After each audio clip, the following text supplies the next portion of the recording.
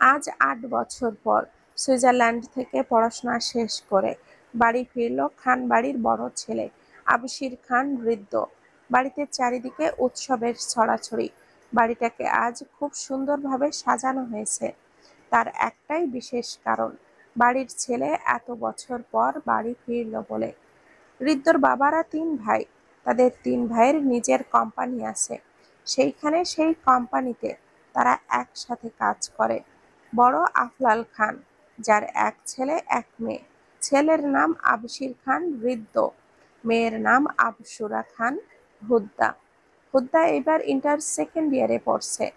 মেজো আফাস খান, তার ২ ছেলে, বড় ছেলে আহরান খান আর ছোট ছেলে আহরিন খান। আহরান ঋদ্ধর সমান, তারা সমবয়সী বেস্ট ফ্রেন্ডের মতো। আহরিন এইবার অনার্স ফাইনাল ইয়ারে। সবার ছোট আরহাম খান, যার একমাত্র মেয়ে আবুরা খান দিল। তার নামের মতোই সে সকলের দিল এবং অনেক আদরেরও। দিল এবার এসএসসি শেষ করে ইন্টার ফার্স্ট ইয়ারে উঠেছে। দিল খুব মেধাবী ছাত্রী। দিল দেখতে অনেক সুন্দরী। ৫ ফিট ৩ ইঞ্চি তার উচ্চতা। চুলগুলো কোমর পর্যন্ত, সামনে বেবি কাট দেওয়া তার চুল। এই জন্য তাকে দেখতে আরো কিউট লাগে। আর ঠোঁটের পাশে একটা তিল, হাসলে গালে টোল পড়ে। সব মিলিয়ে আমাদের দিল এক কথায় অসম্ভব সুন্দরী নারী। তার স্বপ্ন সে ডক্টর হয়ে গরিবদের পাশে দাঁড়াবে। অন্যদিকে বাড়িতে এত জাঁকজমকপূর্ণ মানুষজন, এত আয়োজন, চিল্লাচিল্লির মধ্যেও একজন মরার মতো ঘুমাচ্ছে। সে আর কে? আমাদের দিল। বাসায় কে আসলো বা না আসলো তার কোনো হুঁশ নেই। তার কথা সবকিছু উল্টাইয়া যাক, তার ঘুম আগে। এইদিকে নিচ থেকে দিলের আম্মুর চিৎকার ভেসে আসছে, দিল, তুই এখনো ঘুমাস? বাসায় আজ তোর ঋদ্ধ ভাইয়া আসবে, আমরা সবাই নিচে, তুই এখনো ঘুমাস? ২ মিনিটের মধ্যে ফ্রেশ হয়ে নিচে নামবি। এসব বলেই নিজের বক্তব্য শেষ করলেন মিসেস দিলারা খান। এইদিকে রান্না করে বাকি রান্নাগুলো শেষ করছেন মিসেস সাবিরা খান ও রিম্মা খান। তারা আফলাল ও আফাস খানের স্ত্রী। মিসেস দিলারা এসে তাদের সাথে হাতে হাত লাগিয়ে সব তাড়াতাড়ি শেষ করছেন, কারণ তিনি এতক্ষণ কাজের লোকেদের সাথে ছিলেন ঋদ্ধের রুমটা কিভাবে সাজানো হবে এটা দেখিয়ে দেওয়ার জন্য। কারণ ঋদ্ধ যাওয়ার পর ৮ বছর ধরে এই রুমে কেউ থাকে না, তাই অনেক ময়লা জমেছে ঋদ্ধের রুমে। দিল হালকা টিপটিপ করে চোখ খুলল। তারপর ভাবল, যা বাবা, যে মন চায় সে আসুক। রাতে পড়ার জন্য ঘুমাইতে পারি নাই। আর এমনি ঋদ্ধ ভাইয়া তো আমাকে দেখতেই পারে না। আমাকে দেখলে কেমন জানি এড়িয়ে চলে। ৮ বছরে আমি তার সাথে ফোনে কথা বলতে কত চেয়েছি, সে আমাকে দেখলেই ফোন কেটে দেয়। আর ভাইয়া এখন কেমন হবে দেখতে? আগে তো সুন্দরই ছিল, এখন কি আরো সুন্দর হবে? ধুর ছাই, তাকে লেস কাটাকে নিয়ে ভাবনা। আমি ঘুমাই, আম্মু ডাকুক। ঋদ্ধ ছোটবেলা থেকেই দিলকে কোনো একটা কারণে পছন্দ করে না। অন্যদিকে ঋদ্ধকে এয়ারপোর্টে আনতে গিয়েছে আহরান খান আর দিলের আব্বু। তারা সময় মতো ঋদ্ধের অপেক্ষায় সেখানে দাঁড়িয়েছে। ঋদ্ধের আব্বু আসতে পারে নাই, কারণ তিনি একটা দরকারি কাজে আটকে পড়েছেন। আর ঋদ্ধর মেজো আব্বু, তিনি কোম্পানির কাজে বিদেশে গিয়েছেন, কিছুদিনের মধ্যেই আসবে। আর কিছুক্ষণের মধ্যে ঋদ্ধের এয়ারপোর্ট থেকে বাহিরে বের হয়ে আসলো। এসেই তার ছোট আব্বুকে জড়িয়ে ধরল, তারপর আহরানকেও ধরল। আহরান এত বছর পর তার ভাই প্লাস বেস্ট ফ্রেন্ডকে পেয়ে তাকে আরো শক্ত করে জড়িয়ে ধরে বলল, কেমন আছিস? ভালো, তুই? আহরান বলল, তোকে দেখে আরো ভালো হয়ে গেছি। তুই এত চেঞ্জ হয়ে গেলি কেমনে ভাই? কি চেঞ্জ হলাম? অনেক হ্যান্ডসাম আর গুড লুকিংও হয়েছিস। তুই কি কম হ্যান্ডসাম হয়েছিস নাকি? এসব কথাবার্তার মধ্যেই গাড়ির দিকে রওনা হলো। তারপর তারা ৩ জন গাড়িতে বসেই বাসার উদ্দেশ্যে রওনা দিল। তাদের বাড়িতে আসতে আসতে প্রায় ৪ ঘন্টা সময় লেগে গেল। তারা গাড়ি থেকে নেমে বাড়িতে প্রবেশ করলো। আর ঋদ্ধ মনে একটা অদ্ভুত অনুভূতি, তার সারা বাড়ি জুড়ে খেলে গেল। তার চিরচেনা বাড়ি ঘর সে 8 বছর পর দেখল কত পাল্টে গেছে। হঠাৎ তার সামনে তার জন্মদাত্রী মা দাঁড়িয়ে তাকে জড়িয়ে ধরে কেঁদে দিল। দিল বৃদ্ধ মায়ের এমন কাণ্ডে হেসে দিল আর বলল, আম্মু, আমি এখন এসে গেছি, তাও যদি তুমি কান্না করো আমি চলে যাব আবার। বৃদ্ধের মা এটা শুনে হেসে বলল, তুই এসে গেছিস বাবা, আমার সব দুঃখ শেষ। বৃদ্ধ তার মায়ের কথা শুনে তার মাকে জড়িয়ে ধরল। তারপর সবার সাথে দেখা করে কুশল বিনিময় করে নিজের রুমের দিকে পা বাড়ালো। রুমে ঢুকতে হৃদের ভালো লাগা যেন আরো ভালো হয়ে গেল, কারণ তার রুমটা খুব সুন্দরভাবে সাজানো। সে মুচকি হাসি দিয়ে ওয়াশরুমে ফ্রেশ হওয়ার জন্য পা বাড়ালো। দিল, এই দিল, আল্লাহ, তোরে আমি কখন থেকে ডাকছি ওঠার জন্য, এখনো উঠিসনি? তোর বৃদ্ধ ভাইয়া এসে পড়েছে। এখন যদি তুই না উঠিস আমি ওয়াশরুম থেকে পানি এনে তোর শরীর ওই একেবারে মেরে দিব। এটুকু বলেই থামলেন মিসেস দিলারা। দিল চট করেই লাফ মেরে বিছানা থেকে নেমে বলে, আমি উঠে গেছি, তোমার আর এসব করা লাগবে না। দূর, সারা রাত পড়াশোনা করে এমনি ঘুমাতে পারি না, আর এখন সকাল সকাল এইসব। মিসেস দিলারা খান চেঁচিয়ে বললেন, কি বললি তুই? সকাল সকাল? এখন কয়টা বাজে তুই দেখ ভালো মতো। দিল তার আম্মুর কথায় আর কিছু না বলে বলল, আচ্ছা আচ্ছা, বুঝছি, আমি ফ্রেশ হয়ে আসছি, তুমি যাও না চিল্লিয়ে। দিল ফ্রেশ হয়ে রুম থেকে বাহির হতেই কারোর সাথে ধাক্কা খেয়ে তাকে নিয়ে একদম তার ওপরেই পড়ে গেল আর বলা শুরু করলো, আল্লাহ, আমার কোমর শেষ। ও আম্মা গো, তোমার মেয়ের বুঝি আর বিয়ে হবে না? কোন রাক্ষস জানি তোমার মেয়ের কোমর ভেঙে দিল। বৃদ্ধ সামনে থাকা মেয়েটার আহাজারি শুনে বিরক্তি মাখা কণ্ঠে বলল, what nonsense, are you mad? এসব কি বলছো তুমি? হৃদ্য যখন বিদেশে যায় দিলের বয়স তখন 7 কি 8 বছর ছিল। দিল এখন ইন্টারে পড়ে, তার বয়স 17 কি 18। আবার সুন্দরীও হয়েছে, তাই হৃদ্য দিলকে চিনতে পারেনি। আর দিল হৃদ্যের সাথে কলে কথা বলতে চাইলেও হৃদ্য কখনোই বলতো না, দিলের আওয়াজ পাওয়ার সাথে সাথেই কেটে দিত। তাই দিলও হৃদ্যকে চিনতে পারেনি। সেই ছোটকালে দেখেছিল, এখন কি আর এত মনে থাকবে? হৃদ্যের রুমের পরের রুমটাই দিলের রুম। দিলও কম না, সেও তেজ দেখিয়ে বলল, আমিও ইংলিশ পারি, জাস্ট বলছি না এখন, কারণ এখন আমার কোমর শেষ। হৃদ্য এবার রাগে হিস হিস করতে করতে বলল, এইসব না বলে তুমি আগে আমার ওপর থেকে ওঠো। কোমর শেষ হলে আমার হবে, তোমার না, কারণ তুমি আমার ওপরে পড়েছো, স্টুপিড মেয়ে। এটা শোনার পর দিল ভাবল, আসলেই তো। দিল ঝড়ের গতিতে হৃদ্যের শরীর ওপরের থেকে উঠে একটা মুখ ভেংচি দিয়ে নিচে নেমে গেল। অন্যদিকে হৃদ্য বোকার মতো করে তাকিয়ে ভাবছে, মেয়েটা পাগল নাকি?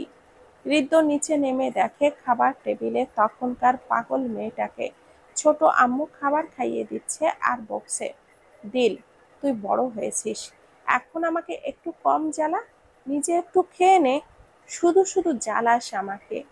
দিল কিছু না বলেই তার আম্মুর কথা শুনে হাসছে, কারণ তার আম্মু বোকা, কথাগুলো তার কাছে মিষ্টির মতোই লাগে। দিল খুব জেদি চঞ্চল প্রকৃতির মেয়ে। হৃদ্য দূর থেকে এইসব দেখে এবং সামনে এসে কপাল কুঁচকে জিজ্ঞাসা করে, ছোট আম্মু, এই পাগল মেয়েটা কে? দিল নিজেকে পাগল শুনতে বলেই রেগে ওঠে, ভোলা রাক্ষস, আমাকে একদম পাগল বলবেন না। মিসেস দিলারা খান এইবার দিলকে ধমক দিয়ে বলল, ফাজিল মেয়ে, বড় ভাইয়ের সাথে কিভাবে কথা বলতে হয় জানিস না, বেয়াদব মেয়ে। তারপর মিসেস দিলারা হৃদ্যর দিকে তাকিয়ে মুচকি হেসে বলে, ও হচ্ছে আমার মেয়ে দিল, ছোটকালে তুই কত ওকে কোলে নিতি, তোর মনে নেই ওকে? হৃদ্য বাবা। মিসেস দিলারার কথা শুনে দিল আর হৃদ্য দুজনের খাওয়া আটকে গেল অটোমেটিকই। তারা দুজনই অবাক হয়ে মিসেস দিলারা খানের দিকে একবার তাকায়, আবার পরস্পরের দিকে। হঠাৎ হৃদ্যের মুখ কালো হয়ে গেল আর হৃদ্য টেবিল ছেড়ে উঠতে উঠতে বলে, ছোট আম্মু, আমার খাবারটা আমার রুমে পাঠিয়ে দিও। বলেই হৃদ্য সিঁড়ি দিয়ে নিজের রুমে চলে গেল। অন্যদিকে দিল বেচারি হৃদ্যের নাম শুনে তার দিকে তাকিয়ে বড়সড় ক্রাশ খেয়েছে।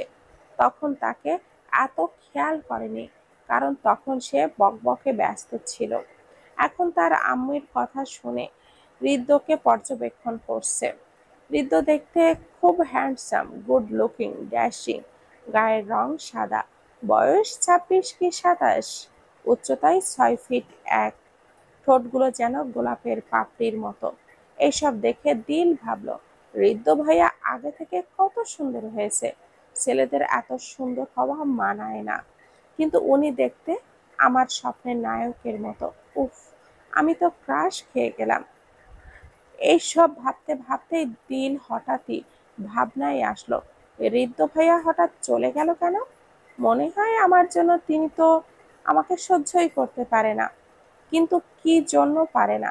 আমি কি এমন করেছি? ছোটবেলায় তো এমন করতো না, আমার সাথে খেলতো, মিশতো, কিন্তু এমন হলো আমাকে এখন দেখতেই পারে না। কি এমন হলো? দিলের ভাবনার মাঝেই তার আম্মুর ডাক। তার ভাবনা ছিন্ন হয়। কিরে, আর খাবি না? দিল হালকা হেসে বলল, না আম্মু, আর খাবো না। বলেই দিল মন খারাপ করে তার রুমের দিকে রওনা হলো। রুমে ঢুকতেই দিল বিছানায় বসে ভাবতে লাগলো, হৃদ্য ভাইয়া কেন আমার সাথে এমন করে? তার এসব ভাবনার মাঝেই তাকে পেছন থেকে জড়িয়ে ধরলো আবসুরা, হৃদ্যের ছোট বোন।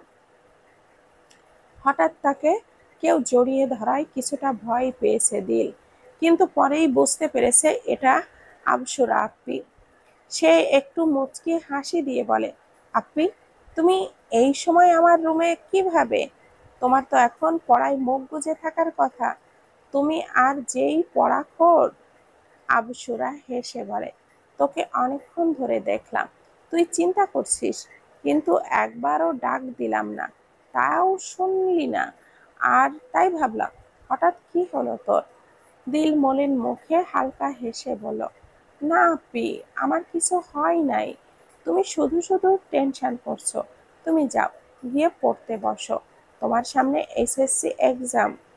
দিলের কথা শুনে আবসুরা আর কিছু না বলে শুধু বলল, আচ্ছা, কিন্তু কিছু হলে অবশ্যই আমাকে জানাবি। দিল একটা মুচকি হাসি দিয়ে বলল, ঠিক আছে আপু। তারপর আবসুরা চলে গেল নিজের রুমে। অন্যদিকে হৃদ্য রুমে ঢুকে রাগে তার ইচ্ছে করছে সব ভেঙে ফেলতে। সেই আবার দিল, এই মেয়েটাকে তার একটুও সহ্য হয় না, তাও আমার সামনে কেন পড়তে হয় ওর? দরজা খোলার আওয়াজ আসতেই হৃদ্য সেই দিকে তাকাতেই দেখল ছোট আম্মু তার জন্য খাবার নিয়ে এসেছে। সে বলল, ছোট আম্মু, খাবারটা রেখে যাও, আমি খেয়ে নেব। মিসেস দিলারা হৃদ্যের মুখের অবস্থা দেখে বুঝল হৃদ্যর কিছু একটা হয়েছে। সেই তাই জিজ্ঞাসা করলো, কি হয়েছে হৃদ্য বাবা, এমন রেগে আছিস কেন? হৃদ্য তড়িঘড়ি করে বলল, না আসলে ছোট আম্মু, আমার মাথাটা একটু ব্যথা করছে। এটার জন্য তোমার আমাকে দেখে এমন মনে হচ্ছে যে কিছু একটা হয়েছে। মিসেস দিলারা খান হৃদ্যকে বললেন, ও, তাহলে ঠিক আছে, আমি ভাবলাম কি না কি হয়েছে তোর। আচ্ছা ঠিক আছে বাবা, খাবারগুলো খেয়ে নিস। আচ্ছা ছোট আম্মু। তারপর মিসেস দিলারা হৃদ্যের রুম থেকে বের হয়ে নিজের কাজে চলে যায়। সন্ধ্যার সময় বাড়ির সকলে মিলে লিভিং রুমে আড্ডা দিচ্ছে। এমন সময় হৃদ্য বলে, সবাই চুপচাপ বসো, তোমাদের সবার জন্য আমি সুইজারল্যান্ড থেকে গিফট এনেছি। এটা শুনে সবাই ইয়াহু বলে চিৎকার করে। তারপর হৃদ্য সবাইকে তার আনা গিফটগুলো দিচ্ছে। সবার দেখে খুব সুন্দর সুন্দর বলছে। সবার দেওয়া শেষে হতেই দিল দেখলো তাকে তো কোনো গিফট দিল না। এর মাঝেই হৃদ্য লাগেজ গুছিয়ে মিনা আন্টিকে বলল, আন্টি, এই লাগেজটা একটু আমার রুমে নিয়ে আসবে। মিনা আন্টি হচ্ছে হৃদ্যদের বাসার কাজের লোক, কিন্তু তাকে বাসার কেউই কাজের লোক মনে করে না, কারণ তিনি এই খান বাসায় আজ অনেক বছর যাবৎ কাজ করে আসছেন। কথায় সকলের খুব আপন হয়ে গেছেন। মিনা আন্টি হেসে বলেন, ঠিক আছে ভাইজান। এটা দেখে দিল সবার সামনেই বলে উঠল, ঋদ্ধ ভাইয়া, আমার গিফট কই? তুমি তো সবারটা দিলে, আমারটা কি আনোনি? ঋদ্ধ সবার সামনে এই রকম প্রশ্নে একটু হকচকিয়ে গেল, আর মনে মনে বলতে লাগলো, এই মেয়েটার কোনো জ্ঞান বুদ্ধি নেই, সবার সামনেই নিজেই নিজের গিফট নেওয়ার কথা বলছে। দিলের কথা শুনে সবার টনক নড়ল, আর ঋদ্ধের আম্মু বলল, আসলেই তো, আমাদের দিলের গিফট কোথায় ঋদ্ধ? ঋদ্ধ দিলের দিকে তাকিয়ে দাঁতে দাঁত চেপে বলল, আসলে আম্মু, ওর গিফটটা ওপরে আছে, ওকে আমি পরে দিয়ে দেব। এটা শুনে দিল খুশি মনে আবারও আড্ডায় মনোযোগ দিল। রাতের ডিনারের পর দিল খুশি মনে ঋদ্ধের রুমের দিকে পা বাড়ালো। রুমের সামনে আসার পর দরজায় একটু ধাক্কা দিয়ে বলল, ভাইয়া আসবো? ঋদ্ধ বুঝেছে এটা দিল, সে গিফটের জন্য এসেছে। ঋদ্ধ বলল, আয়। দিল রুমে ঢুকে বলল, আমার গিফট দাও, তুমি বলেছিলে রুমে গেলে দেবে, এখন তো তুমি রুমেই আছো, দাও। ঋদ্ধ এবার বিরক্তি মাখা কণ্ঠে বলল, আসলে তোর জন্য আমি কোনো গিফট আনিনি, তুই এখন আসতে পারিস। আর ওই কথা যেন বাসার কেউ না জানে। আর শোন, আমার রুমে তুই কখনোই আসবি না। নাও গেট লস্ট।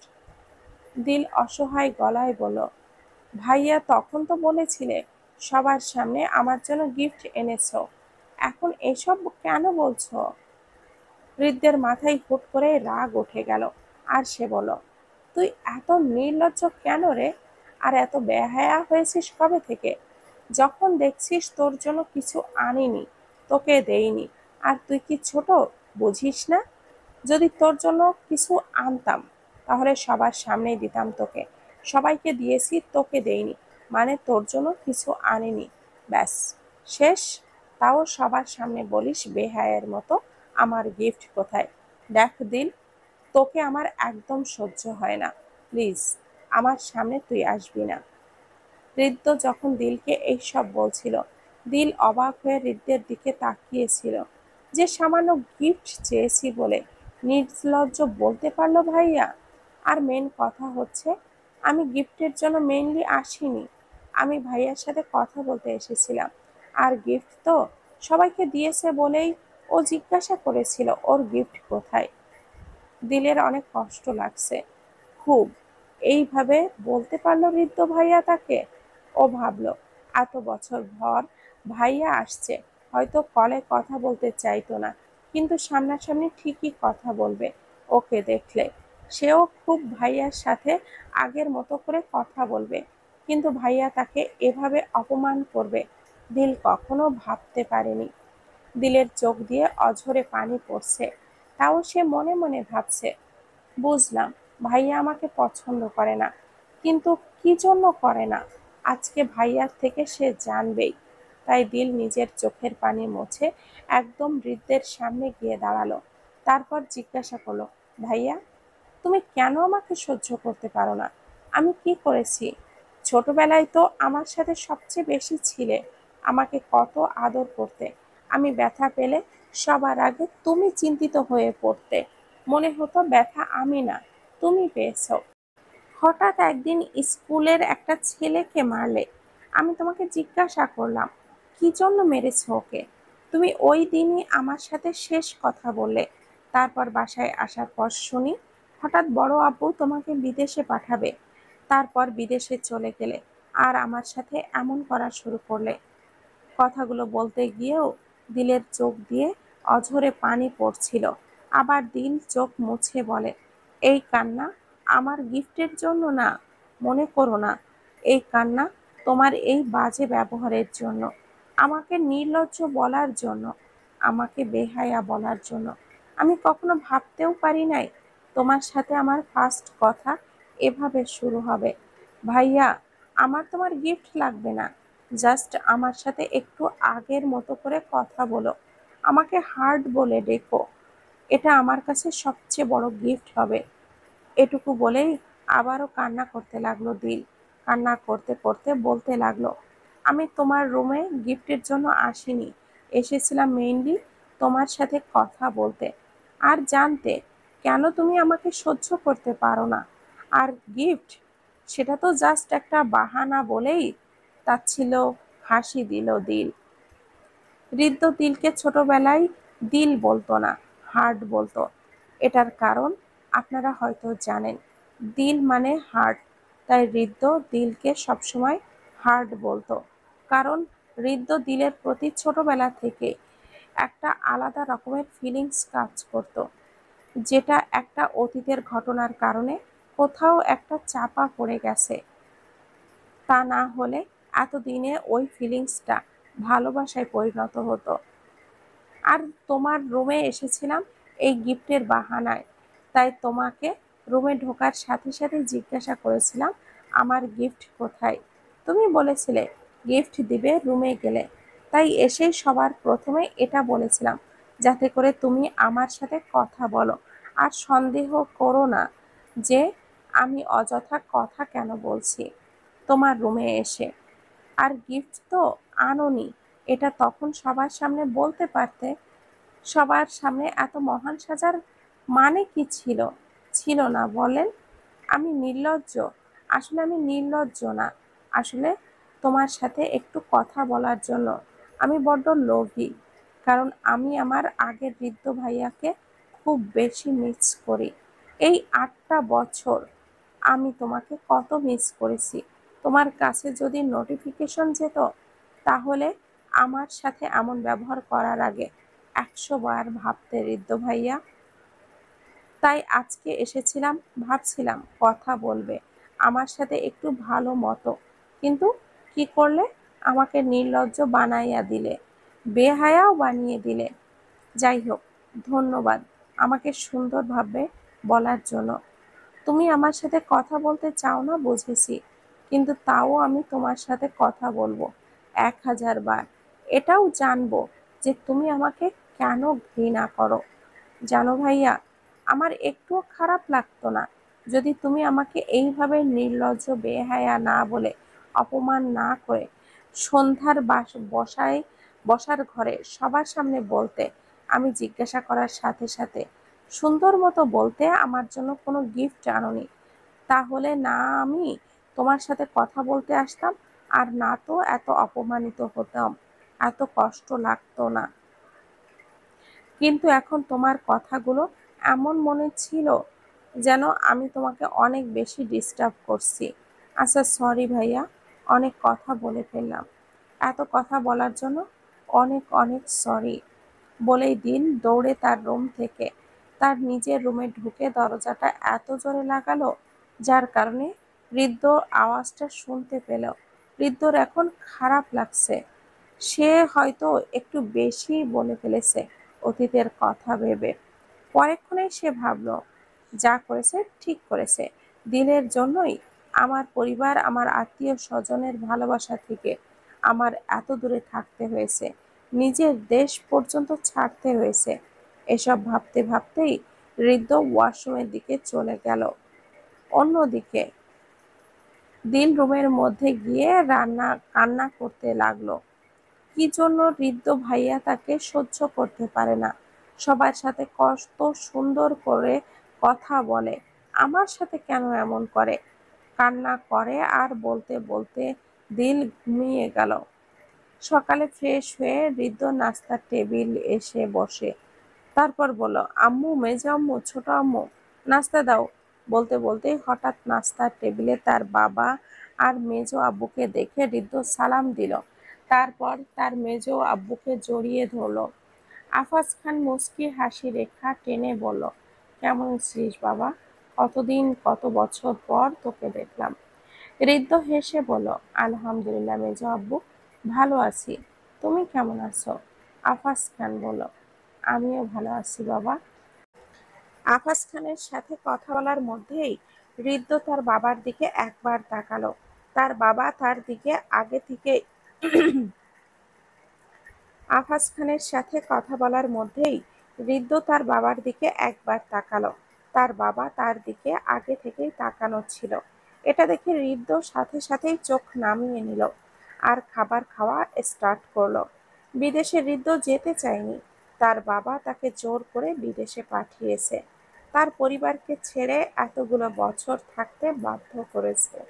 এই জন্য হৃদ্য তার বাবার সাথে এতগুলো বছর ধরেও রাগ অভিমান এখনো চলমান। আর হৃদ্য বিদেশে থাকা অবস্থায় দুইজনের সাথে কখনোই কথা বলে নাই। সে হলো দিল আর আফলাল খান।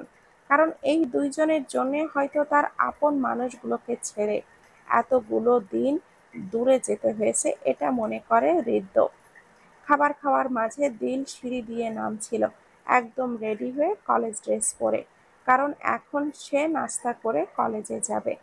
দিলের চোখগুলো ঘোলা অবস্থায়, একদম নাজেহাল, কারণ সে রাতে ঘুম আর কান্না করেছে, ঠিকভাবে ঘুমাতে পারেনি।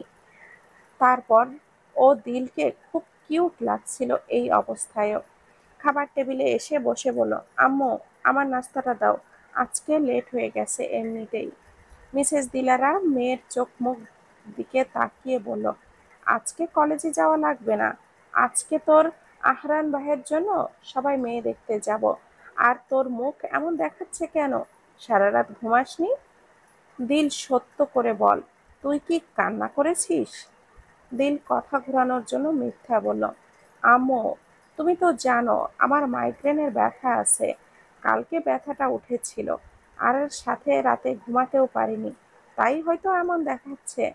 আর তোমরা যাও আহরান ভাইয়ের জন্য মেয়ে দেখতে, আমি যাব না, আমার কলেজে ইম্পর্টেন্ট ক্লাস আছে, সামনে আমার ফার্স্ট সেমিস্টার পরীক্ষা, এখন কলেজে না গেলে অনেক ইম্পর্টেন্ট জিনিস মিস করে যাব।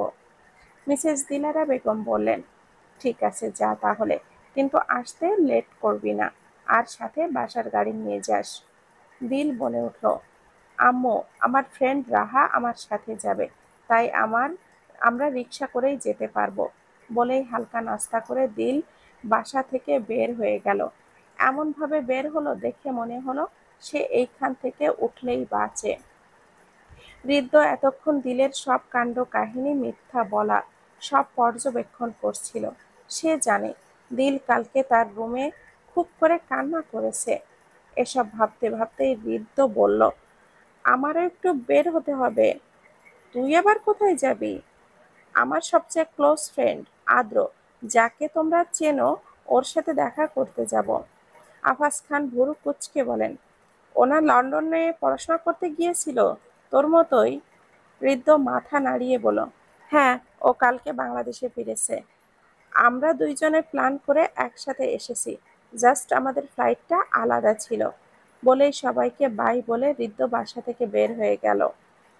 হৃদ্য বাসা থেকে বের হয়ে দেখে দিল বাহিরে দাঁড়িয়ে তার ফ্রেন্ডের জন্য অপেক্ষা করছে। হৃদ্যকে দেখে একদম না দেখার ভান করে অন্যদিকে মুখ করে দাঁড়িয়ে আছে হৃদ্য। দিল দিলের এইসব কাহিনী পাত্তা না দিয়ে সোজা দিলের সামনে গিয়ে দাঁড়িয়ে বলে, দিল, তুই চাইলে আমার সাথে আসতে পারিস, আমি তোকে ড্রপ করে দিব। হৃদ্যের এই কথা বলে দিলের মুখের দিকে তাকায়, দিলের উত্তরের অপেক্ষায়। দিল তো দিলই, সে চুপচাপ না শোনার ভান করে দাঁড়িয়ে রয়েছে। এটা দেখার পর হৃদ্যের মেজাজ গরম হয়ে যায়। সে দিলকে বলে, আমি তোকে নিজে থেকে এসে বললাম আমার সাথে আসার জন্য, আর তুই এমন পাঠ দেখাচ্ছিস আমার সাথে। দিল এইবার দিল হৃদ্যের দিকে তাকিয়ে বলে, আমি কি একবারও তোমাকে বলেছি আমাকে ড্রপ করে দেওয়ার কথা? আর তুমি আমার সাথে কেন কথা বলছো? আমাকে তো তোমার সহ্যই হয় না, তাই তো দূরে দূরে আসি। আর এখন নিজেই কাছে আসছো হৃদ্য ভাইয়া আমাকে ড্রপ করতে। কালকে আমার সাথে যা ব্যবহার করেছো আমি ভুলিনি, এটা ভোলার মতোও না।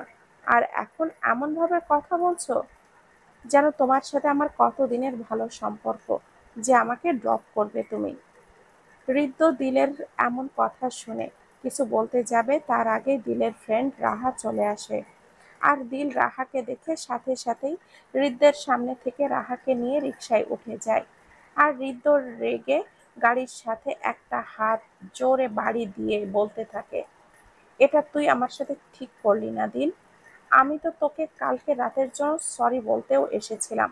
আর আমার আমার সাথে একসাথে গাড়িতে গেলে তোকে সব বুঝিয়ে আমি সরি বলতাম।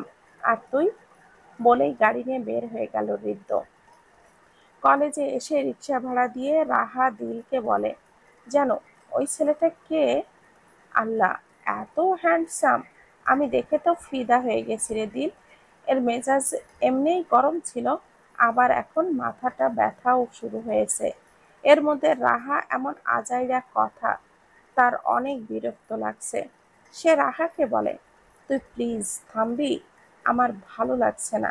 আর তুই বা ওই ছেলেটাকে এত দেখছিস কিভাবে? আমি তো তোকে নিয়ে সোজা রিক্সায় উঠেছি। আরে, তুই হয়তো খেয়াল করিসনি, আমি আগেই এসেছি। আর তখন দেখছি তুই ওই ছেলেটার সাথে কি নিয়ে জানি কথা বলছিলি। ও, তাই? রাহা বলল, দেখ, আমি থেমে যাব, তার আগে বল ছেলেটা কে? তারপর দিল বলতে শুরু করলো, আমার বড় আব্বুর ছেলে, আবশির খান ঋদ্ধ। এটুকু বলেই দিল চুপ হয়ে গেল। তার কথা শুনে রাহা চিল্লিয়ে বলল, ও, এটা ঋদ্ধ ভাইয়া, যার কথা তুই সবসময় আমাকে বলতি? দিল উত্তর দিল না, শুধু মাথা নাড়ালো। দিলের এমন আজকে চুপচাপ হয়ে যাওয়া দেখে রাহা কিছু না বলে শুধু বলল, চল ক্লাসে যাই। তারপর দিল আর রাহা একসাথে ক্লাসের উদ্দেশ্যে রওনা হলো। একটানা 5 ঘন্টা ক্লাস শেষ করে বের হয়ে দিল বাসায় যাবে। এর মধ্যে রাহা বলল, চল আজকে একটু কোথাও ঘুরে আসি, তারপর বাসায় যাই। দিলও কিছু বলল না, কারণ তার নিজেরও আজকে মন খারাপ। একটু ঘুরলে মনটা ফ্রেশ যদি হয়, তাহলে ক্ষতি কি ঘুরতে? তারপর সারাদিন দিল আর রাহা ঘুরলো। তারা খুব মজা করেছে। দিলের মনও ভালো হয়ে গেছে। তারা ফুচকা খেলো, মুভি দেখলো এবং তারা রেস্টুরেন্টেও গিয়েছিল। ঘোরাঘুরি শেষে তারা যার যার বাসার উদ্দেশ্যে রওনা দিয়েছে। তারপর সন্ধ্যার সময় যখন দিল বাসায় ঢুকলো, ঠিক তখনই দিলের আম্মু সোজা দিলের সামনে দাঁড়িয়ে জিজ্ঞাসা করলো, সারাদিন কই ছিলি তুই? আমার টেনশন হয় না? তুই কি আমাকে শান্তি দিবি না দিল? কতবার ফোন দিয়েছি দেখ তোকে। আর তোকে আজকে আমি বাসায় তাড়াতাড়ি আসতে বলেছিলাম, আর তুই টই টই করে ঘুরছিস। তোর রাহুল ফ্রেন্ডের সাথে ঘুরেছিস ভালো কথা, আমাকে একবার ফোন দিয়ে তো বলবি, তাহলে আমার আর এত টেনশন লাগতো না। দিল বলল, আম্মু সরি, আমি অনেক সরি। আসলে আমার ফোনটা সাইলেন্ট ছিল। আর কখনোই এমন হবে না, প্রমিস। আর যদি কোথাও যাই, তোমাকে বলে যাব। তাও রাগ করো না আমার কিউট আম্মু। আর আমি আমার ফ্রেন্ডের সাথে ঘুরেছি। তোমাকে কে বলল? আমার আজকে মন ভালো ছিল না, তাই আমার ফ্রেন্ড রাহা আমাকে একটু ঘুরতে নিয়ে গিয়েছে, এটুকুই। আম্মু প্লিজ, তুমি আর বক বক করো না, আমার মাথা ব্যথা করছে খুব। মিসেস দিলারা খান সকালে বুঝতে পেরেছিলেন তার মেয়েটার কিছু একটা হয়েছে, তাই তিনি কিছু না বলে শুধু বলেন, ওপরে গিয়ে ফ্রেশ হয়ে নিচে আয়, তোর খাবার দিচ্ছি। আমি খাবো না আম্মু, খেয়ে এসেছি। তাহলে ওপরে গিয়ে রেস্ট নে। ওপরে যেতে গিয়েও দিল আর পিছু ঘুরে হঠাৎ আবারও প্রশ্ন করে, বললে না তো আম্মু? কিভাবে জানলে আমি ঘুরতে গিয়েছি? মিসেস দিলারা বললেন, ঋদ্ধ আজকে ওর ফ্রেন্ডের সাথে মিট করতে গিয়েছিল, তখন দেখেছে তুই আর রাহানাকে রেস্টুরেন্টে ঢুকছিস। ও, তাই? সিঁড়ি দিয়ে উঠতে উঠতে নিজে নিজেই বিড়বিড় করলো, রাক্ষসটা আমাকে দেখতে পারে না, সহ্য করতে পারে না, অথচ আমার সব কিছুতে নজর রাখছে। এসব বলতে বলতেই দিল নিজের রুমে ঢুকে দরজাটা আটকিয়ে দিল। বেচারি দিল এটা জানলো না তার পেছনে ঋদ্ধও সিঁড়ি দিয়ে উঠছিল, কারণ দিল যখন বাসায় ঢুকেছে তখন ঋদ্ধ আগে থাকতেই সোফায় বসা ছিল। দিল যেটা খেয়ালই করেনি। আর দিল যখন তার আম্মুর সাথে কথা শেষ করে ওপরে যাচ্ছিল, ঋদ্ধও তার সাথে সাথে উঠছিল আর এই সব বিড়বিড় করা কথা শুনে নিয়েছে। এইদিকে ঋদ্ধ দিলের এইসব কথা শুনে মনে মনে হাসতে লাগলো আর নিজের রুমে গিয়ে দরজা আটকিয়ে বলতে লাগলো, মেয়েটা এখনো আগের মতোই বাচ্চা, একদমই আমার কিউট হার্ট আগে থেকে কত কিউট হয়েছে, একদম বেবি ডল। এসব বলেই ঋদ্ধ নিজে অবাক হলো যে সে কি বলছে। তারপর আবার দীর্ঘশ্বাস ফেলে বলতে লাগলো, দিল, তুই 8 বছর আগের যে ওই কাহিনীটার সাথে থাকতি, তাহলে না বাবা আমাকে বিদেশে পাঠাতো, আর না তো তোর সাথে আমার এমন করা লাগতো। 8 বছর আগে এমন না করলেও পারতি, তাহলে তোর আর আমার সম্পর্কটা আজকে হয়তো অন্য রকম হতো।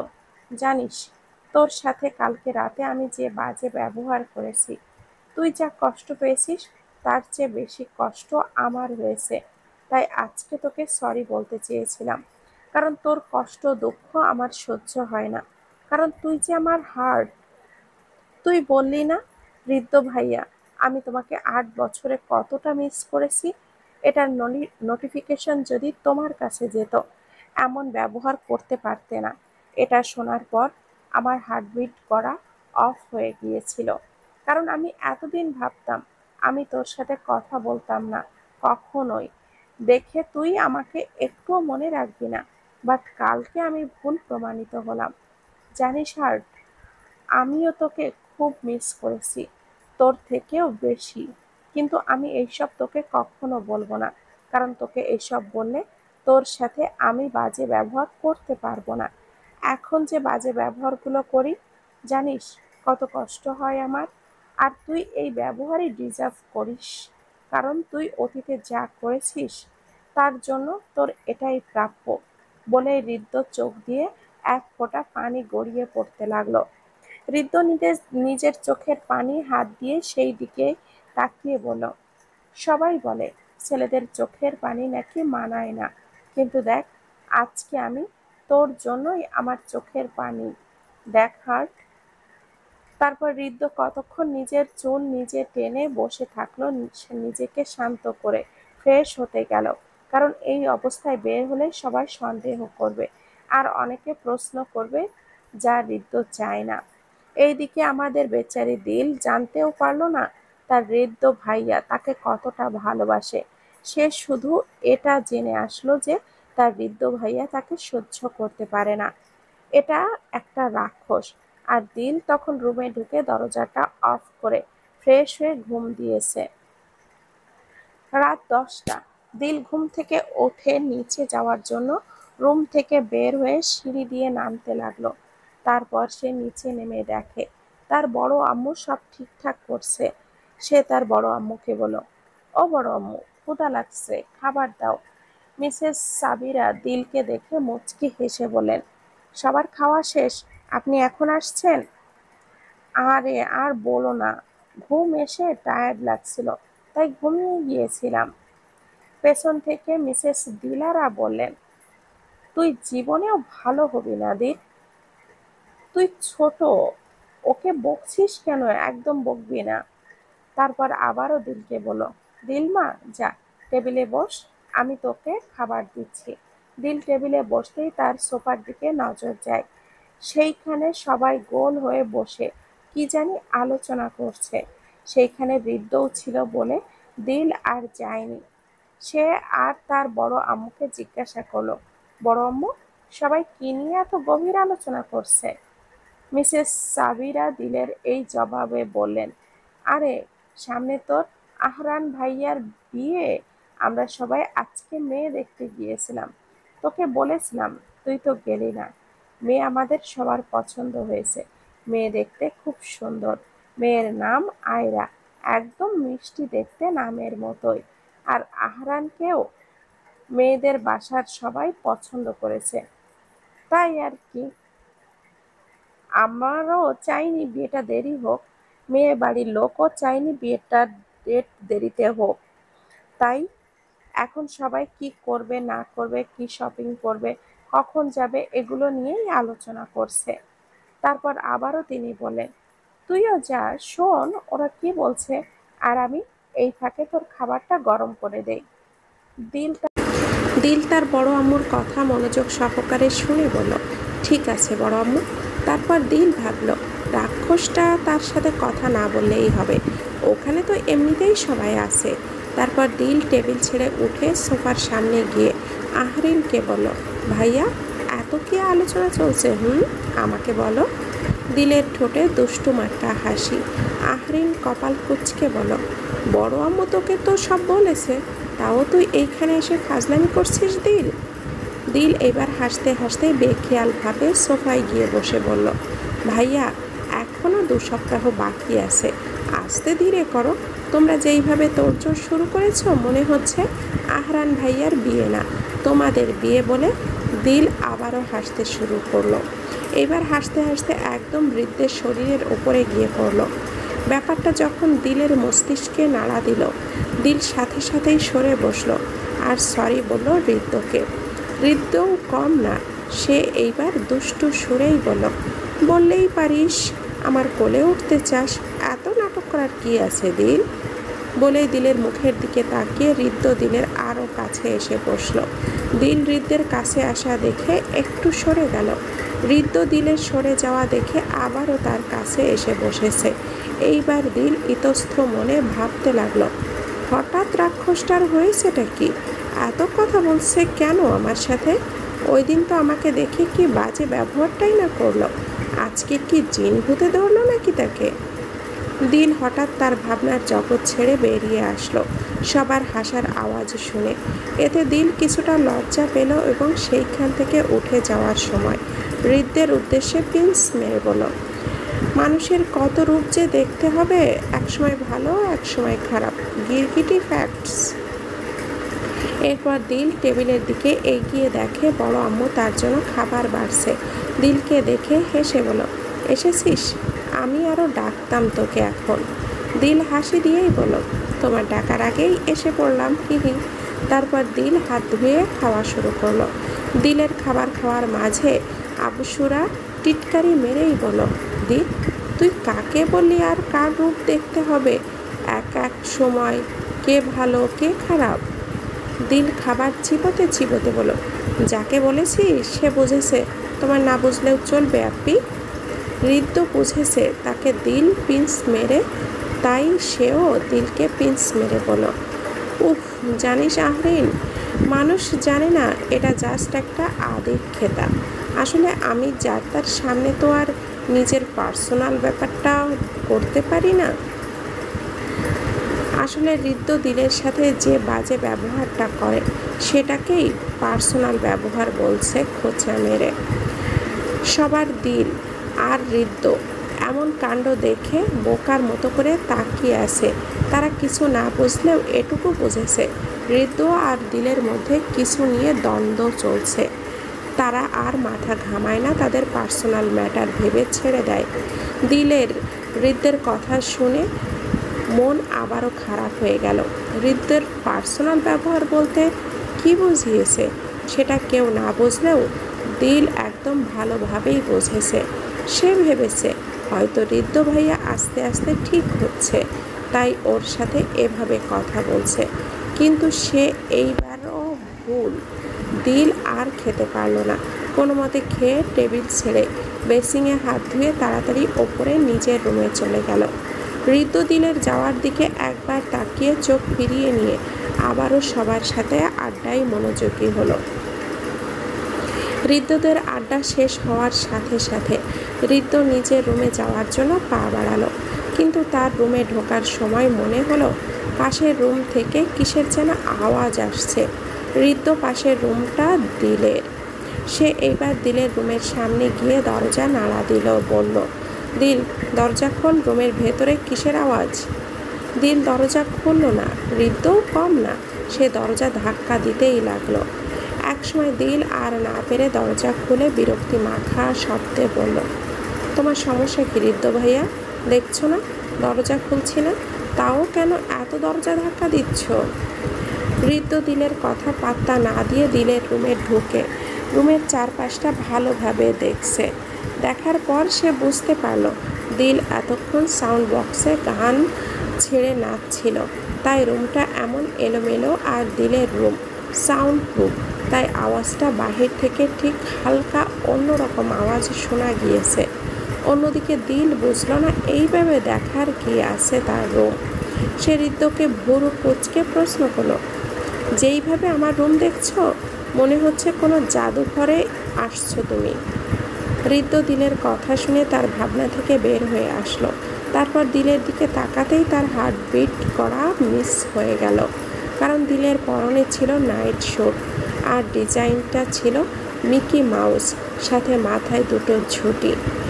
একেবারে জলজ্যান্ত মিকি মাউস তার সামনে দাঁড়ানো। তার মনে হলো কিউটির ডিব্বার ডল আর তার ডল। এইসব মনে মনে ভাবতে লাগলো হৃদ্য। হৃদ্যর এমন তাকানো তার দিকে দেখে দিল কিছুটা লজ্জা পেল। অতঃপর সে এসবে লজ্জা বাদ দিয়ে সে হৃদ্যের মুখের সামনে হাত নাড়িয়ে বলল, হ্যালো ভাইয়া, এভাবে কি দেখছো আমার দিকে? হৃদ্য ঘোরের মধ্যে থেকেই বলল, আমার মিকি মাউস কিউট সুন্দরী মায়াবতী হার্টকে। হৃদ্যের এমন কথা শুনে দিলের চোখ বড় বড় হয়ে গেল। সে সবচেয়ে বেশি অবাক হলো হৃদ্য ভাইয়ার মুখ থেকে হার্ট শোনার পর। তার খুশিতে চোখ চিকচিক করছে, মনে হচ্ছে এখনই কান্না করে। অতঃপর চোখ থেকে এক ফোঁটা পানি পড়ল খুশিতে। সে হৃদ্যকে খুশিতে গদগদ হয়ে জিজ্ঞাসা করলো, কি বললে ভাইয়া? আবার বলো। এইমাত্র যে হার্ট বললে, এটা আবার বলো। দিলের এই কথাটা শুনে হৃদ্যের ঘোর কেটে গেল। সে সাথে সাথে নিজেকে ঠিক করে বলল, তোকে বলি নাই, তোর ড্রেসকে বলেছি।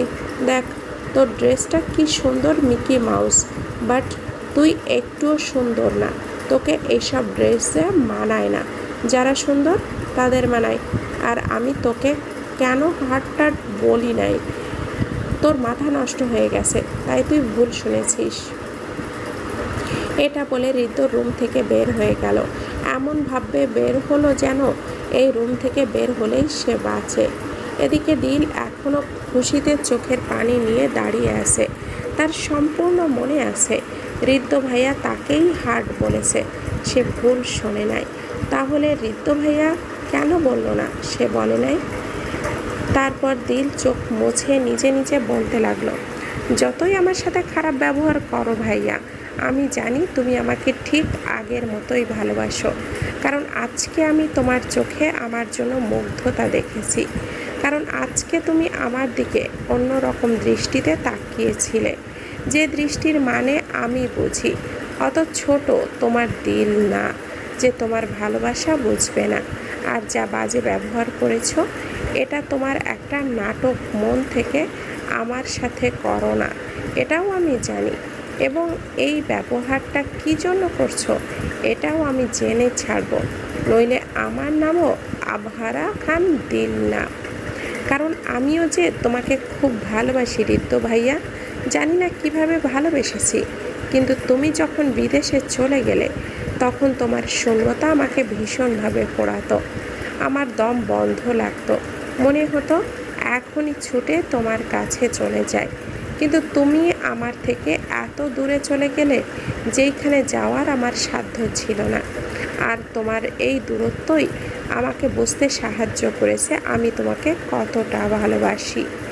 ভেবেছিলাম তুমি বিদেশ থেকে যেদিন আসবে আমার সাথে ঠিক আগের মতো করেই কথা বলবে, কিন্তু তোমার এমন বাজে ব্যবহার আমাকে যে বড্ড কষ্ট দেয় হৃদ্য ভাইয়া।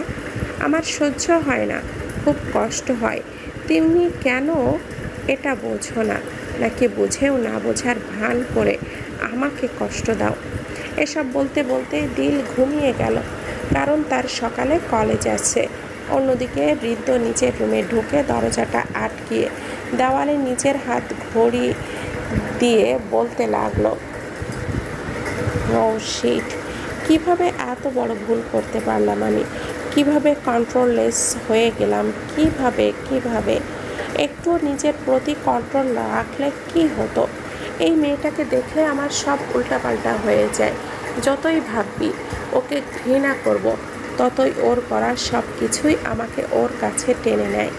যতবার আমি ওকে ভালোবেসে কাছে টেনে নিতে চাই, ঠিক আমি চাইলেও ওর কাছে যেতে পারি না। বারবার আমার মাথায় ওর করা সেই অতীতের জঘন্য ঘটনাটা মনে পড়ে, আর নিজের অজান্তেই ওর সাথে বাজে ব্যবহার করতে বাধ্য হই। তারপর হৃদ্য জোরে জোরে নিঃশ্বাস নিয়ে বলল, এইবার আরও সচেতন থাকতে হবে, যাতে করে ও না বোঝে ওর সাথে আমি যে ব্যবহারগুলো করি ওইগুলো আমার মন থেকে করা ব্যবহার না। কোনো এক কারণেই পড়ি। এসব ভাবতে ভাবতেই ঋদ্ধ ওয়াশরুমে ফ্রেশ হতে চলে গেল। সকালে দিল ঘুম থেকে উঠে ফ্রেশ হয়ে একদম রেডি হয়ে নিচে নেমে দেখে তার আম্মু, তার মেজ আম্মু, তার বড় আম্মু সবাই নাস্তার টেবিলে খাবার রাখছে। সে ওখানে গিয়ে বলে, উফ, নাস্তা দাও তাড়াতাড়ি, আজকে কলেজে লেট হয়ে গেছে, বলেই টেবিলে বসে পড়ল। মিসেস দিলারা বেগম বলেন, লেট তো হবেই, এ তোর সেই ঘুম, দুনিয়া যদি ধ্বংস হয়ে যায় তাও তুই উঠবি না। এর মধ্যে আফলাল খান, আফাজ খান, আব্রাহাম খান এসে টেবিলে বসে, 3 ভাই একসাথে। এর মধ্য থেকে আফাজ খান বলেন, সকাল সকাল আমার মামুনি তাকে বকছো কেন? দিল আহ্লাদি গলায় তার মেজ আব্বুকে বলল, দেখো না মেজ আব্বু, আম্মু সবসময় আমার সাথে এমন করে, একটু বেশি ঘুমায় দেখে। এটুকু বলেই দিল আবারও মুখ ফুলিয়ে রাখল। দিলের বাবা আরহাম খান তার স্ত্রীকে বলে, তুমি শুধু শুধু আমার মেয়েটার পেছনে কেন লাগো? মিসেস দিলারা এইবার চটে গিয়ে বলেন, আমি সবসময় তোমার মেয়ের পেছনে লাগি বলেই এটাই তোমার সবার ধারণা। তোমার মেয়ে তো খুব ভালো, সাধু সন্ন্যাসী, বেশি আদর দিয়ে তোমরা সবাই ওকে বাদর করেছো, এই আমি বলে রাখলাম। বলেই মিসেস দিলারা সেইখান থেকে চলে গেলেন। আর সবাই হাসতে লাগলো। দিল তার বড় আব্বু মানে আফলাল খানকে জিজ্ঞাসা করলেন, বড় আব্বু, তোমার শরীর কেমন আছে? ঠিকঠাকভাবে খাও তো ওষুধ? খাও তো? ভুরু কুচকে জিজ্ঞাসা করলেন। আফলাল খান মুচকি হেসে বলেন, আমার মামনি যেহেতু আমাকে বলেছে, তাহলে না খেতে চাইলেও সব সময় মতো ঠিকঠাকভাবেই খেতেই হবে। দিল তার বড় আব্বুর কথা শুনে সেও হেসে দিল। দিল এভাবেই বাড়িটাকে হাসি আনন্দে মাতিয়ে রাখে সব সময়, এজন্য দিল সবার প্রিয়। এর মাঝে দিলের খাওয়াও শেষ হলো। বলল, এইবার সত্যি সত্যি লেট হয়ে যাচ্ছে, আমি যাই। এটা বলেই সবাইকে বাই বলেই বের হবে।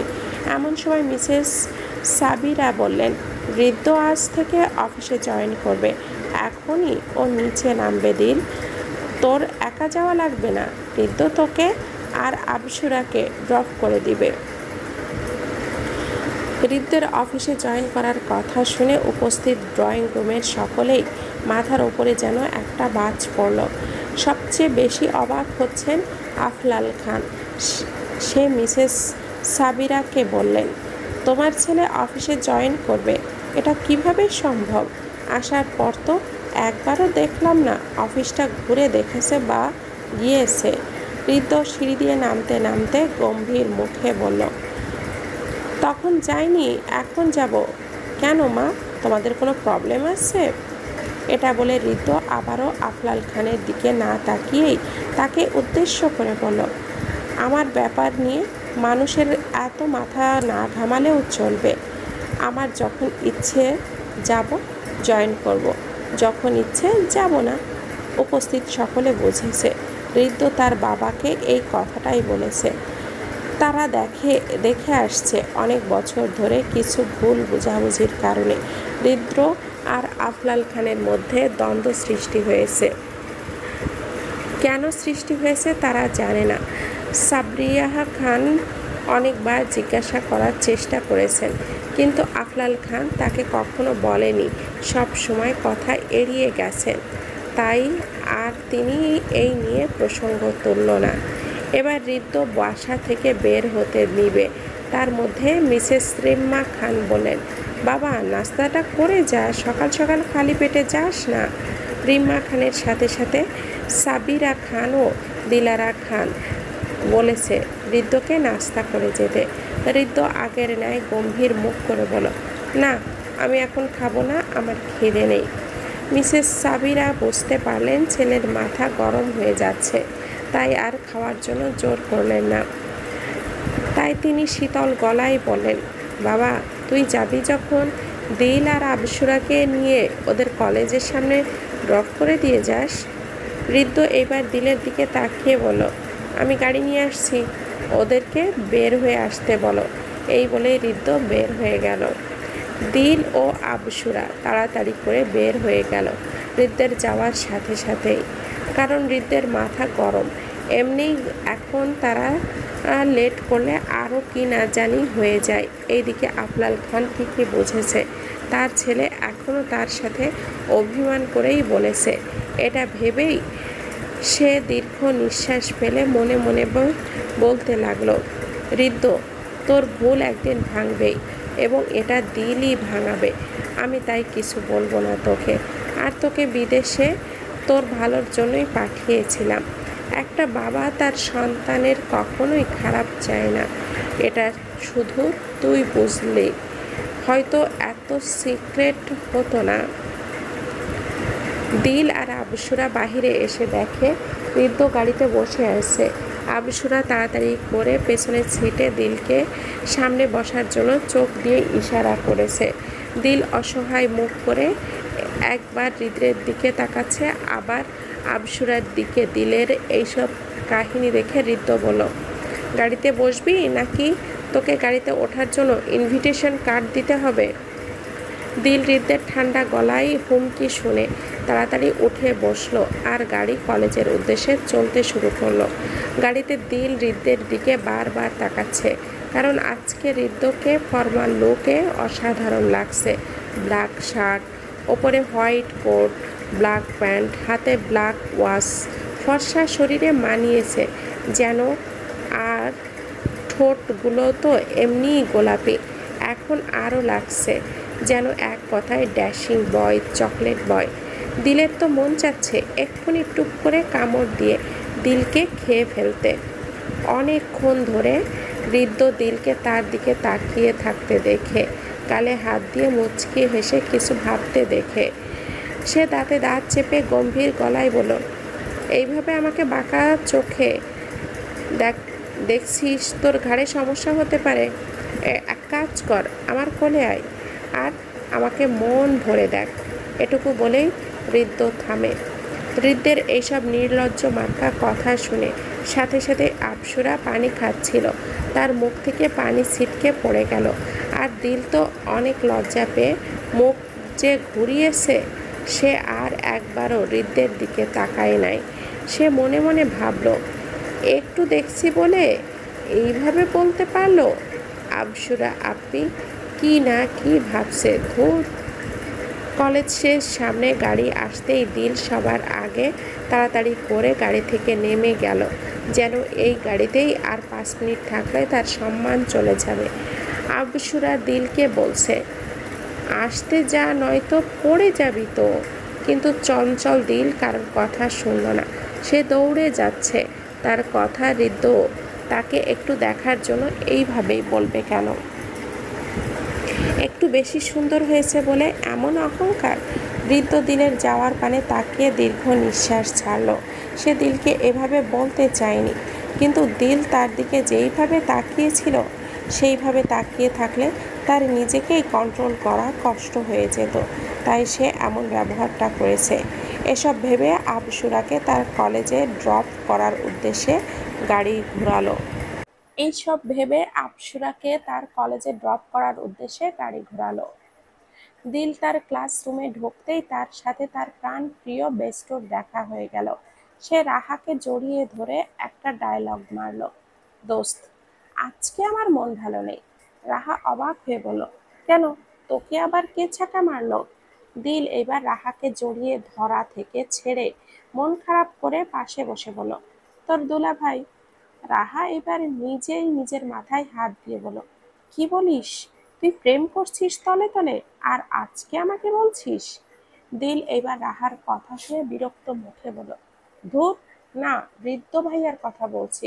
তুই তো জানিস, তোকে আমি তো বলেছি বৃদ্ধ ভাইয়া বিদেশে যাওয়ার পর তাকে আমি কতটা মিস করেছি, এবং এটাও তুই জানিস আমি তাকে ভালোবাসি। রাহা বিজ্ঞানীদের মতো করে মাথা নাড়িয়ে বলল, হুম, তারপর? দিল রাহাকে থাপ্পড় মেরে বলল, দোস্ত, মজা করিস না, আমার কথা শোন আগে। তারপর দিল গাড়িতে ঘটে যাওয়া সব বলল রাহাকে। তারপর আবার রাগে বলল, শালা একটু তাকাইছি বলে এমন ভাবে বলতে পারলো? অন্য কেউ তো তার দিকে তাকায়নি, তাই না? নিজের ফিউচার জামাইয়ের দিকেই তো তাকাইছিলাম, তাও না বুঝে এই সব বলল। তাও জানিস আবসুরা আপনি সামনে আমাকে, আমার যে কি যে লজ্জা লাগছে। রাহা দিলের এই সব শুনে হাসতে হাসতে পেটে হাত দিয়ে বলল, দিল, ঋদ্ধ ভাইয়া জানে তুই তাকে ভালোবাসিস? দিল মুখের কষ্টে ভাব এনে বলল, উহুম, না। রাহা এইবার বলল, ঋদ্ধ ভাইয়া তোকে ভালোবাসে? দিল এবার কিছুটা নড়ে চড়ে বসলো, তারপর বলল, জানি না, মাঝে মাঝে মনে হয় বাসে, আবার তার ব্যবহারে মনে হয় বাসে না। রাহা মজা করার মধ্যে বলল, তাহলে সে কেমনে বুঝবে তুই তার দিকে তোর ফিউচার জামাইয়ের নজরে তাকাচ্ছিস? দিল অনেকক্ষণ ভেবে বলল, তাও ঠিক। তারপর দিল বলল, ধুর, বাদ দে, চল ক্যান্টিনে যাই, আজকে আর ক্লাস করব না, বাসায় চলে যাব। চল, বাট আর মন খারাপ করিস না জানু, দেখিস একদিন ঋদ্ধ ভাইয়া ঠিক তোকে ভালোবাসবে। হয়েছে হয়েছে, আমার এখন মন খারাপ নেই, ভালো হয়ে গেছে।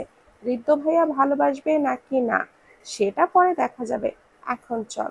তারপর দিল আর রাহা দুজনেই একসাথে ক্যান্টিনের উদ্দেশ্যে পা বাড়ালো।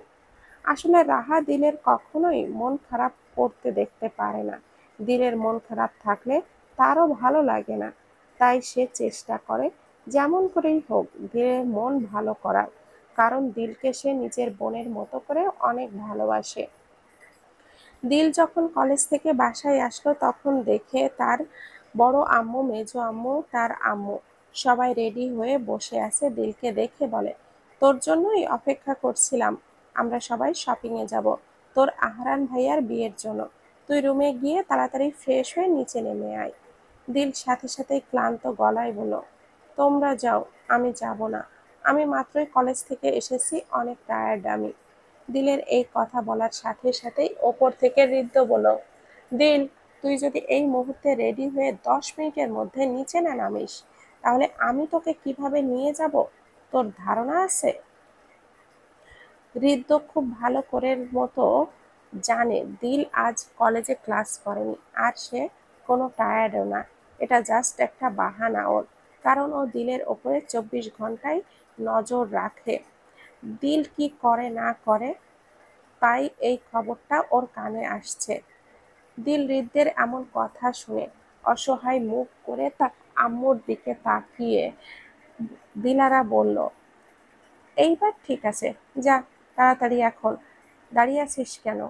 দিল দৌড়ে হৃদ্যকে বকতে বকতে নিজের রুমে চলে গেল। এদিকে মিসেস রিম্মা খান দিলারা খানকে বলেন, ছোট, তুই সবসময় আমার দিল মামুনির সাথে বেঁচে থাকিস কেন? মিসেস দিলারা খান বলেন, আপা, আপনি জানেন না, ও এখন রুমে ঢুকেই মরার মতো করে ঘুমাবে, আর ওর এত ঘুম কোথা থেকে আসে আমি বুঝি না। ঋদ্ধ যা করেছে ঠিকই করেছে, ওর জন্য পারফেক্ট। এর মধ্যে আহারিন, আবুসুরা, ঋদ্ধ রেডি হয়ে নিচে নেমেছে শপিং এ যাওয়ার জন্য। আসলে তারা সবাই একসাথে যাবে। বড়রা বিয়ের জন্য সমস্ত কিছু শপিং করবে, আর ছোটরা নিজেদের জন্য ড্রেস কিনবে বিয়েতে পরার জন্য। প্রায় 20 মিনিট পর দিল নিচে নেমেছে মুখ গোমড়া করে। ঋদ্ধ দিলের দিকে তাকাতেই তার চোখ আটকে গেল, কারণ দিল একটা কালো চুড়িদার পরেছে, চোখে হালকা কাজল, ঠোঁটে লিপ বাম দিয়েছে, আর এইমাত্র শাওয়ার নেওয়ার কারণে চুলগুলো ভেজা, তাই সে কটা দিয়ে হালকা হালকা করে চুল বেঁধেছে, যার কারণে তার বেবি হেয়ারগুলো সামনে এসে তার মুখে বাড়ি খাচ্ছে। এটুকুতেই যেন তার সৌন্দর্য বহু গুণ বেড়ে গেছে। আবসুরা দিলকে খোঁচা মেরে বলল, বাহ দিল, তোকে তো খুব সুন্দর লাগছে। আপি থামো। ঋদ্ধ ঘোর কেটে গেল আবসুরার কথায়, তাই সে সবাইকে বলল, লেট হয়ে যাচ্ছে আমাদের, চলো। তারপর সবাই একসাথে শপিং এর উদ্দেশ্যে রওনা দিল। গাড়িতে সামনে বসা নিয়ে দিল আর কিছুই বলেনি, সে সোজা ঋদ্ধের সাথে সামনেই বসেছে। শপিং এ সবাই পৌঁছেছে, যে যার মতো করে শপিং করতে লেগে গেল। বড়রা বিয়ের জন্য শপিং করতে এক সাইডে চলে গেল, আর ছোটরা অন্য সাইডে নিজেদের মতো করে শপিং করতে চলে গেল। দিল অনেকক্ষণ ধরে নিজের জন্য ড্রেস দেখছে, কিন্তু তার কোনোটিই পছন্দ হচ্ছে না, তাই সে বিরক্ত হয়েই ভাবল, সবাই এখান থেকে কিনুক, আমিও অনলাইন থেকে অর্ডার করে নেব 2টা ড্রেস, তাহলেই হবে। এসব ভাবতে ভাবতে দিল একটা জায়গায় চুপচাপ দাঁড়িয়ে রইল, আর কোনো ড্রেস না দেখে। এর মধ্যে আবুসুরা নিজের ড্রেস দেখতে দেখতে বলল, দিল, তুই চুপচাপ দাঁড়িয়ে আছিস কেন? ড্রেস দেখ, চয়েস কর। দিল আমতা আমতা করে বলল, আসলে আপনি, আমার কোনো ড্রেস চয়েস হচ্ছে না। তোমরা কেন এখান থেকে? আমি না হয় অনলাইন থেকে অর্ডার করব বাসায় গিয়ে, সমস্যা নেই। পেছন থেকে আহরিন বলল, এটা কেমন কথা দিল? আমরা সবাই এখান থেকে শপিং করছি, আর তুই কিনা অনলাইন থেকে করবি? এটা মানবো না। পরেক্ষণেই আবারও কিছু একটা ভেবে আহরিন বলল, একটা কাজ করা যায়, তোর যখন কোনো ড্রেস চয়েস হচ্ছে না, ঋদ্ধ ভাইয়াকে বলি তোর দুইটা ড্রেস চয়েস করে দেবার জন্য। আর হলুদের ড্রেস তো সবাই একই রকম পরবো, তাই সমস্যা নেই। আর সে তো এখন ফ্রি, রেস্টরুমে বসে আছে, ফোন টিপসে হয়তো। আমি গিয়ে বলি তোকে চয়েস করতে, হেল্প করতে। আর ঋদ্ধের ভাইয়া চয়েস দারুণ, তুই একদম চিন্তা করিস না বনু। ঠিক ঠিক ভাইয়া, যাও তুমি। এইদিকে দিল খুব চিন্তিত, ঋদ্ধ ভাইয়া আসবে তার ড্রেস চয়েস করার জন্য। 10 মিনিট পর আহরিনের সাথে ঋদ্ধকে দেখা গেল। আহরিন ঋদ্ধকে বলল, ভাইয়া, তুমি বনুকে হেল্প করো, যাও, আমরা আমাদের শপিংটা শেষ করি। এইদিকে দিল ভাবছে, বাহ, ঋদ্ধ ভাইয়া আসছে। আমি আরো ভাবলাম আসবে না। যাক, ভালো হলো, তার চয়েসের ড্রেস পরবে। ভাবতে দিলের আনন্দ উপচে পড়ছে। ঋদ্ধ দিলকে গম্ভীর গলায় বলল, আমাকে নিয়ে ভাববার অনেক সময় পাবি, এখন চল। দিল তার ভাবনা থেকে বের হয়ে মনে মনে ভাবল, শালা বুঝলো কিভাবে তাকে নিয়ে ভাবছি। এইগুলা মনে মনে ভাবতে ভাবতে দেখে দিল ঋদ্ধ হাঁটা শুরু করেছে। দিলও দৌড় দিল। ড্রেস কেনার সময় ঋদ্ধ দিলের পছন্দ জানতেই চায়নি। ঋদ্ধ নিজের মতো করে দিলকে তার পছন্দের সবকিছু কিনে দিয়েছে। ব্ল্যাক লেহেঙ্গা বিয়ের জন্য, আর হালকা বাদামি কালার গাউন, দুইটা ড্রেস অসম্ভব সুন্দর। দিল মনে মনে ভাবল, ঋদ্ধর পছন্দ করা ড্রেস তার খুব পছন্দ হয়েছে, এবং সে ভাবছে, আহরিন ভাইয়া ঠিকই বলেছে, ঋদ্ধ ভাইয়ার চয়েস খুব সুন্দর। কিন্তু আমার একটা জিনিস অবাক লাগলো, কেনার টাইম ভাইয়া আমাকে একবারও জিজ্ঞাসা করলো না, আর না বললো কোনো কথা যে দিল, এটা দেখ পছন্দ হয় কিনা। নিজের মতো সব কিনে দিয়েছে।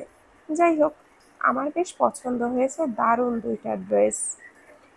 ঋদ্ধ দিলের ড্রেস কিনে দিয়ে 1 মিনিটও ওয়েট করেনি, তাড়াতাড়ি প্যাকেটটা দিলের হাতে দিয়ে আগের মতো নিজের জায়গায় যাওয়ার উদ্দেশ্যে রওনা হয়েছে। দিল হতভম্ব হয়ে তাকিয়ে রইল তার যাওয়ার দিকে। এইদিকে সবাই সবার শপিং শেষ করে তারা সবাই একেবারে রাতের ডিনার করে বাসায় ফিরল। সবাই খুব ক্লান্ত থাকার ফলে যে যার রুমে ঢুকেই একদম বিছানায় ঘুম। পরের দিন সকালে দিলের ঘুম ভাঙল নিচে চেঁচামেচির আওয়াজে। সে চোখ ডলতে ডলতে নিচে গিয়ে দেখে ঋদ্ধকে কোনো একটা মেয়ে জড়িয়ে ধরে আছে, আর ঋদ্ধ মেয়েটাকে জড়িয়ে ধরে আছে। এটা দেখে দিলের চোখ বড় বড় হয়ে গেছে। কিছুক্ষণ আগের ঘটনা, বাসায় যখন সকলের সকালের খাবারের আয়োজন চলছিল, তখনই হঠাৎ কলিং বেল বেজে উঠল। মিসেস সাবিরা খান মিনাকে বলল, দেখ তো মিনা, কে এসেছে। দেখছি খালাম্মা। তারপর মিনা দরজা খুলে দেখে একটা মডার্ন মেয়ে, যার শরীরের অর্ধেকই দৃশ্যমান, যার ড্রেস পরেছে দেখে মনে হচ্ছে কোনো বাংলাদেশি না, বিদেশি। মিনা প্রশ্ন করলো, কে আপনি? মেয়েটি তখন বলল, আবশির খান রিদ্দের বাসা এটা।